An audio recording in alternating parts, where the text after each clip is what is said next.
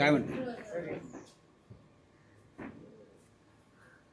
काल ज्या प्रकारे राज ठाकरे म्हणाले की राजकारणाची शिशारी आली, त्यानंतर पुन्हा काही घडामोडी घडत आहेत. सोलापूरमध्ये 2 शिवसेना एकत्र येऊन निवडणूक लढवत आहेत. अकोल्यामध्ये राष्ट्रवादी काँग्रेस शरदचंद्र पवार पक्ष भाजपला पाठिंबा देतो. अशा अनेक घडामोडी, राजकीय घडामोडी.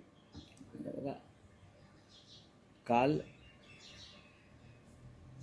हिंदुहृदय सम्राट शिवसेना प्रमुख बाळासाहेब ठाकरे यांचं जन्मशताब्दी वर्ष सुरू झालं